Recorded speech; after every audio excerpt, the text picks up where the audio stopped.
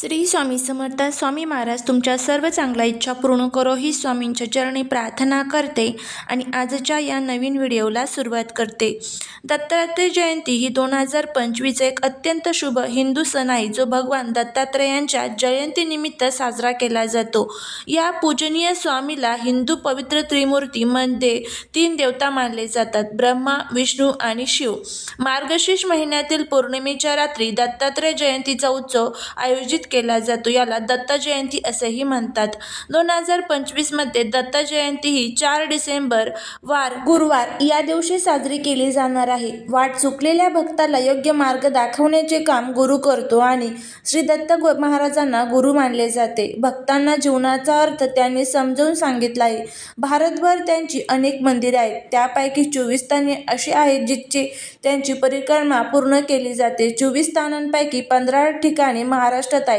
महाराष्ट्र, कर्नाटक, आंध्र प्रदेश, गुजरात या 4 राज्यातील अशा 24 दत्त स्थानांना भेट देताना एकूण 600 किलोमीटरचा प्रवास करावा लागतो. या परिक्रमांची सुरुवात श्री शंकर महाराज समाधी मंदिरापासून केली जाते. दत्तगुरूंचा जन्म हा संध्याकाळी प्रदोष काळात झाला, त्यामुळे हा उत्सव सायंकाळी पालना हलवून साजरा केला जातो. मार्गशीर्ष पौर्णिमेचा प्रारंभ हा 4 डिसेंबर सकाळी 8:36 होत आहे आणि पौर्णिमा तिथीची समाप्ती ही 5 डिसेंबर सकाळी 4:44 होत आहे. उदया तिथीनुसार मार्गशीर्ष पौर्णिमा ही 4 डिसेंबरला असणार आहे. त्यामुळे दत्त जयंती वार गुरुवार 4 डिसेंबर या दिवशी साजरी केली जाणार आहे. आठवड्यातील प्रत्येक वार कोणत्या देवतांच्या आराधनेसाठी समर्पित असतो आणि गुरुवार दत्त महाराजांची उपासना केली जाते. यंदा गुरुवारच्या दिवशी दत्त जयंतीचा योग जुळून आलेला आहे, त्यामुळे हा जो दिवस आहे तर तो अत्यंत शुभ आणि पवित्र मानला जातो. या दिवशी तुम्ही जे काही उपाय किंवा ज्या काही सेवा कराल तर त्याचं जे फळ आहे तर ते अगणित आपल्याला मिळत असतं. तर या दत्त जयंतीच्या दिवशी तुम्हाला काही प्रभावी असे उपाय करायचे आहेत. दत्त जयंतीच्या दिवशी तुम्हाला उंबराच्या झाडाला ही एक वस्तू अर्पण करायची आहे.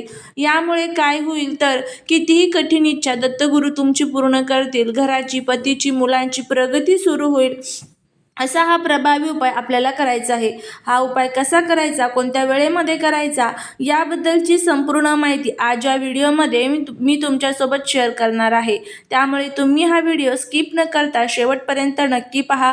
चॅनलवरती नवीन असाल तर चॅनलला सबस्क्राईब करा आणि असेच माहितीपूर्ण नवनवीन व्हिडिओ पाहण्यासाठी बेल आयकॉनलाही प्रेस करा, म्हणजे जेव्हा कधी मी नवीन व्हिडिओ अपलोड करेल त्याचं नोटिफिकेशन सर्वात अगोदर तुम्हाला भेटेल आणि तुम्ही एक पण व्हिडिओ मिस करणार नाही. त्याचबरोबर कमेंटमध्ये श्री गुरुदेव दत्त लिहायला अजिबात विसरू नका, जेणेकरून गुरूंची तुमच्या कुटुंबावरती, मुलांवरती अगदी भरभरून अशी कृपा होईल. दत्त जयंतीच्या दिवशी सकाळी लवकर उठून आंघोळ करावी. त्यानंतर दत्तात्रय महाराजांची मूर्ती किंवा फोटोची पूजा करा. पूजा करताना मूर्तीचा तुम्ही अभिषेक करा. त्यानंतर अष्टगंध लावून महाराजांना हार, फुले अर्पण करा. धूप, अगरबत्ती आणि शुद्ध गायीच्या तुपाचा दिवा लावा. यानंतर तुम्ही दत्त महाराजांचा नामजप करा. दत्तभावने गुरुचरित्रातील 14वा आणि 18वा अध्याय वाचा. गुरुलीलामृत, स्वामीचरित्र सारामृत हे दत्त संप्रदायातील ग्रंथ वाचा.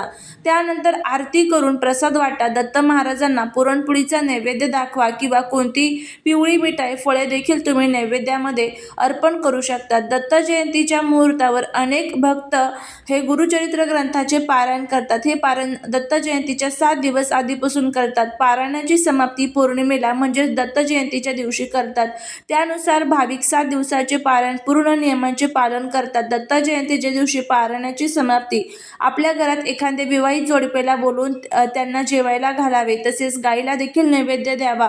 नियमितपणे औदुंबराची प्रदक्षिणा केल्याने मन विचलित आणि शांत होऊन एकाग्रता वाढते. त्यामुळे एकाग्रता वाढल्याने आध्यात्मिक प्रवास सुखकर होऊन आपलं जीवन समाधानी राहतं. औदुंबराखाली एक ब्राह्मणाला जर जेवण दिल्यास तर तुम्हाला अनेक ब्राह्मणांना जेवण घातल्याचं फळ मिळते. औदुंबर वृक्षाच्या बुडाशी साक्षात दत्त अवतारी आणि श्री नृसिंह सरस्वती महाराजांचा वास असतो. म्हणूनच आपण प्रदक्षिणा केल्याने दत्त महाराजांना आशीर्वाद आपल्याला मिळत असतो. तर त्यामुळे जर शक्य असेल तर या दिवशी तुम्हाला औदुंबर म्हणजेच उंबराच्या झाडापाशी हा जो एक उपाय आहे तर तो करायचा आहे. उंबराच्या झाडाला साक्षात दत्तगुरूंचे निवासस्थान मानले जाते. गुरुचरित्र ग्रंथात आणि दत्त संप्रदायाच्या परंपरेत अनेक ठिकाणी लिहिलेले आहे की उंबराच्या झाडाखाली भगवान दत्तात्रय नेहमी विहार करतात. म्हणून दत्त जयंतीच्या दिवशी उंबराच्या झाडाखाली बसून केलेली प्रार्थना, जप, पाठ विशेष फलदायी मानले जाते. उंबराच्या झाडाला सत्वगुणांचे प्रतीक मानले जाते. उंबर वृक्ष शांत, तपस्वी आणि सात्विक ऊर्जेचे प्रतिनिधित्व करतो. दत्त जयंती हा तप, योग, ध्यान आणि ज्ञानाचा उत्सव आहे. या दिवशी या सत्वगुणी वृक्षाची पूजा केल्याने आपल्या जीवनात शांतता, स्थैर्य आणि चैतन्य वाढते असा विश्वास आहे.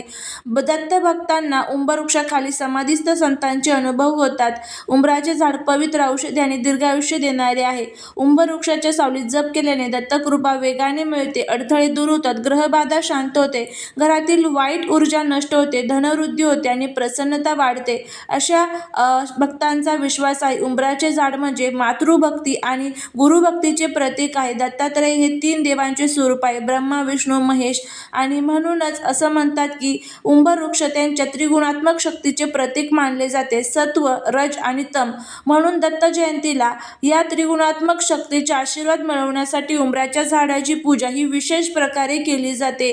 आणि त्या ठिकाणी आपल्याला हा जो एक उपाय आहे तर तो देखील करायचा आहे. आता बघा, आपण खूप कष्ट करतो, मेहनत करतो, पण तरी त्या कष्टाचं, मेहनतीचं फळ आपल्याला मिळत नसेल, घरामध्ये आलेला पैसा घरामध्ये टिकत नसेल, सतत कुठे न कुठे खर्च होऊन जात असेल, अशा आपल्या ज्या काही अनेक समस्या आहेत ना, तर त्यासाठी आपल्याला हा एक उपाय जो आहे तर तो नक्कीच दत्त जयंतीच्या दिवशी करायला पाहिजे. तुमच्या मनामध्ये जी काही इच्छा असेल तर मग ती धनप्राप्ती, लक्ष्मीप्राप्ती, मुलांच्या संबंधित, कर्जमुक्ती संबंधित किंवा इतर तुमची कोणती चांगली इच्छा असेल तर ती पूर्ण करण्यासाठी तुम्हाला हा उपाय आवर्जून करायचा आहे. दत्त जयंतीच्या दिवशी तुम्हाला सकाळी लवकर उठून स्वच्छ स्नान वगैरे करून दिवसभरामध्ये जेव्हा तुम्हाला टाईम भेटेल ना तर तेव्हा तुम्हाला हा जो उपाय आहे तर तो तुम्हाला करायचा आहे.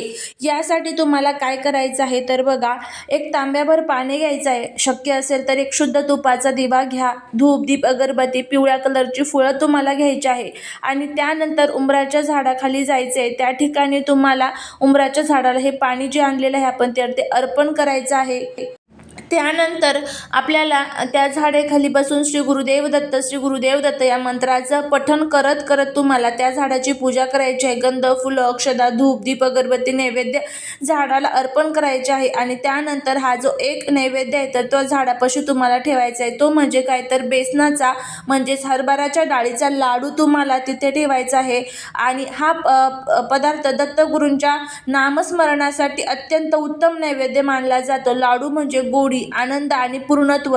दत्त जयंतीच्या दिवशी उंबराच्या झाडाखाली लाडू अर्पण केल्याने मनोकामना पूर्ण होतात, घरात आनंद वाढतो, ग्रह शांती मिळते, त्याचबरोबर मानसिक त्रास कमी होतो, कर्जबाधा कमी होण्यास मदत होते, घरातील कलह शांत होतात, नोकरी, व्यवसाय, गृह कलह, पैशांच्या अडचणी आपल्या दूर होतात. दत्त जयंतीच्या दिवशी हा नैवेद्य अर्पण जर तुम्ही केला तर दत्तांची कृपा आपल्यावरती लवकर होते. त्यामुळे तुम्हाला हा जो लाडू आहे म्हणजे बेसनाचा लाडू जो आहे तर तो तुम्हाला या दत्त जयंतीच्या दिवशी उंबराच्या झाडाखाली आवर्जून ठेवायचा आहे. आणि तुमची जी काही इच्छा असेल ती इच्छा तुम्हाला तिथे व्यक्त करायची आहे.